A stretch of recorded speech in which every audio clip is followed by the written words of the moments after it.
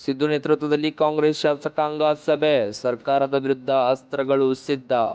ಹೆಚ್ಚಿದ ಕೊರೋನಾ ಆತಂಕ. ಬೆಂಗಳೂರಿನಲ್ಲಿ ಕಂಟೈನ್ಮೆಂಟ್ ಝೋನ್ ಹೆಚ್ಚಳ. ಕೆಎಸ್ಆರ್ಟಿಸಿ ಬಸ್ ಸಂಚಾರ ಸಮಯ ವಿಸ್ತರಣೆ. ಎಲ್ಲಾ ಜಿಲ್ಲೆಗಳಿಗೂ ಸಂಜೆ 7ಕ್ಕೆ ಲಾಸ್ಟ್ ಬಸ್. ಮಂಗಳೂರು. ನಾಳೆ ಮೇ 20ರಂದು ಮಸ್ಕತ್ನಿಂದ ಮಂಗಳೂರಿಗೆ ಬರಲಿದೆ ಮೊದಲ ವಿಮಾನ. ಮನೆಯಲ್ಲೇ ಈದ್ ನಮಾಜ್ ಮಾಡಲು ಕರ್ನಾಟಕದ ಖಾಜಿ ತ್ವಾಖಾ ಉಸ್ತಾದ್ ಕರೆ. ಕೆಎಸ್ಆರ್ಟಿಸಿ ಬಸ್ ಪ್ರಯಾಣಕ್ಕೆ ಆನ್ಲೈನ್ ಮೂಲಕವೂ ಟಿಕೆಟ್ ಬುಕ್ ಮಾಡಬಹುದು. ಕಾಫಿನಾಡು ಚಿಕ್ಕಮಗಳೂರಿಗೂ ಕಾಲಿಟ್ಟ ಕೋವಿಡ್-19. ಸರ್ಕಾರಿ ವೈದ್ಯ ಮತ್ತು ಗರ್ಭಿಣಿಗೆ ಸೋಂಕು. ಬೆಂಗಳೂರು. ದರೋಡೆಗೆ ಸ್ಕೆಚ್ ಹಾಕಿದ 2 ರೌಡಿ ಶೀಟರ್ಸ್ ತಂಡಗಳನ್ನು ವಶಕ್ಕೆ ಪಡೆದ ಸಿಸಿಬಿ. 28 ಉದ್ಯೋಗಿಗಳಿಗೆ ಕೊರೋನಾ. ಜಿ ನ್ಯೂಸ್ ಕಚೇರಿ ಸ್ಟುಡಿಯೋಗಳಿಗೆ ಬೀಗಮುದ್ರೆ. ವಲಸೆ ಕಾರ್ಮಿಕರ ಮೃತದೇಹವನ್ನು ತೆರೆದ ಟ್ರಕ್ನಲ್ಲಿ ಹಾಕಿಕೊಂಡು ಕಳುಹಿಸಿದ ಯುಪಿ ಸರ್ಕಾರ. ವಲಸೆ ಕಾರ್ಮಿಕರಿಗೆ ಆಹಾರದ ಕಿಟ್ ವಿತರಿಸಿ ಮಾನವೀಯತೆ ಮೆರೆದ ಆರ್ಸಿಬಿ ತಂಡದ ಮಾಜಿ ಕ್ರಿಕೆಟಿಗ ಸರ್ಫರಾಜ್ ಖಾನ್.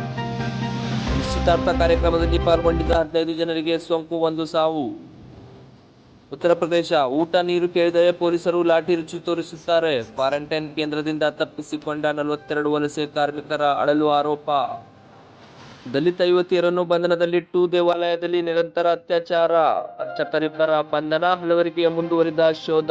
ಪಂಜಾಬಿನ ಅಮೃತ್ಸರ್ ಘಟನೆ. ಎಫ್ಐಆರ್ ರದ್ದತಿಗೆ ಅರ್ನಬ್ ಸಲ್ಲಿಸಿದ ಅರ್ಜಿ ತಿರಸ್ಕೃತ. ಕೇಸ್ ಸಿಬಿಐಗೆ ಕೊಡುವುದಿಲ್ಲ ಎಂದ ಸುಪ್ರೀಂ ಕೋರ್ಟ್. ಫೆಲೆಸ್ತೀನ್ ನಿರಾಶ್ರಿತರಿಗಾಗಿ ಭಾರತದಿಂದ 15 ಕೋಟಿ ರೂಪಾಯಿ ದೇಣಿಗೆ. ಕೊರೋನಾ ಹುಟ್ಟಿದ ದೇಶದಲ್ಲೇ ತಯಾರಾಗಿದೆ ಔಷಧಿ. ಯಾವ ಲಸಿಕೆನೂ ಬೇಡ ಅಂತಿದ್ದಾರೆ ಚೀನಾ ವಿಜ್ಞಾನಿಗಳು.